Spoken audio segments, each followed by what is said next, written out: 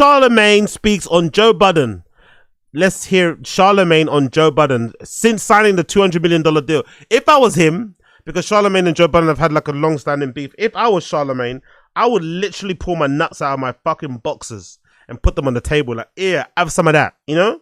That's what I would do. But I'm sure Charlamagne's going to be way more gracious, even though he's 200 M's up. Are you friendly with him, or are you guys, you like good and bad? You're like frenemies? No, I haven't talked to him in a while. I haven't talked to Joe in a while. I don't have any problems with Joe. Okay. I feel like you should be friendly, the two of you. No, I got a lot of love for Joe. Me and Joe, you know what it is? Me and Joe, when we are mad at each other, we go bad on each other. I know, but you're both evolved now. Like you should be in better space. Like I don't know.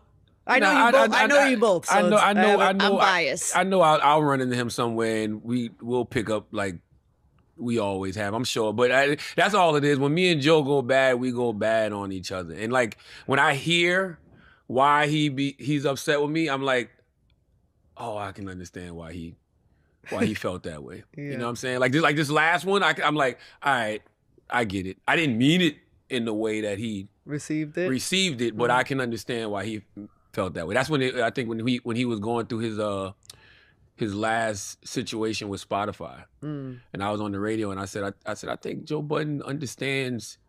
Joe Budden knows his worth.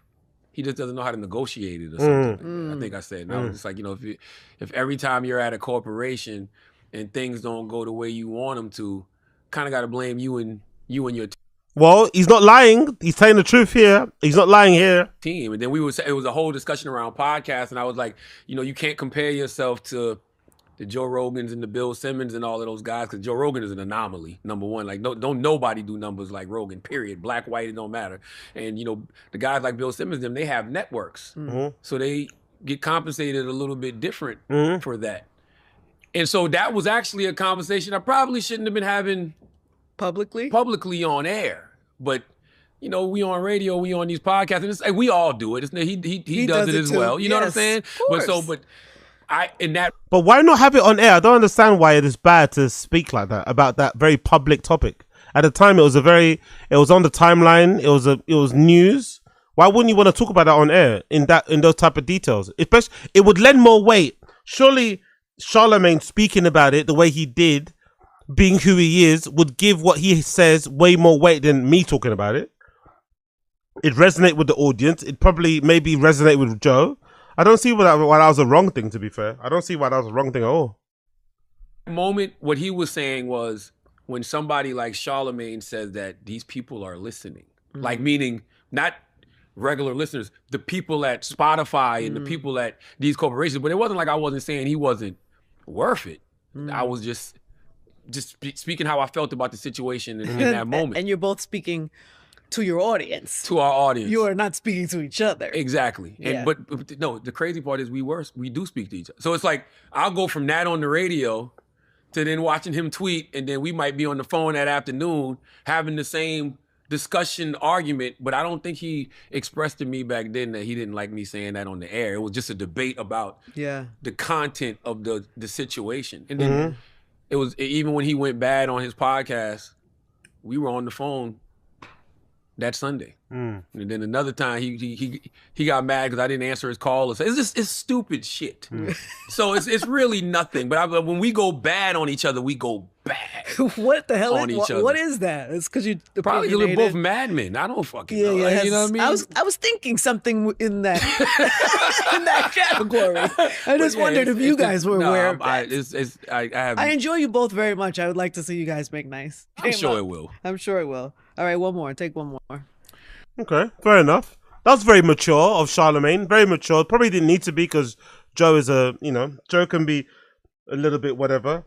And it's funny because Joe Budden's reaction or response to the news that Charlamagne signed that $200 million deal with iHeartMedia was very mature, very sincere. Even he didn't really sound like he had any hate in his heart. But I wonder if that's just what happens when you find out one of your quote unquote ops or enemies is 200 mil up.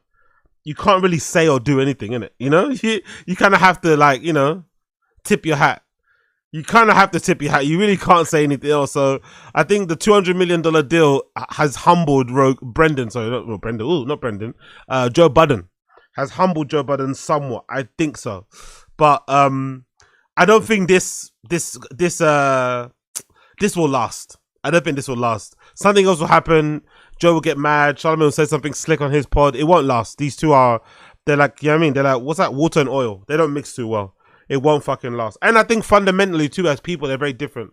Charlamagne even mentioned in that interview, I read the interview on Forbes on, I think on Taz, and he was mentioning a lot of like, we, the team, that even though that interview, even though it was a cover story for him and his big face on the front cover of Forbes and shit, the interview was really about Charlamagne basically saying it's a team effort.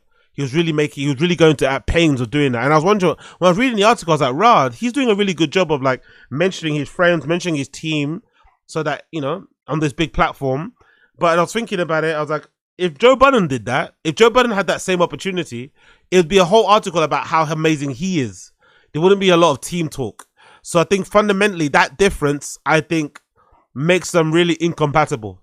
Because Joe is very much, he very much thinks about himself. Whatever can benefit him, he'll use that to benefit others. But he's not really trying to, you know, bring everybody in under his limelight, really and truly.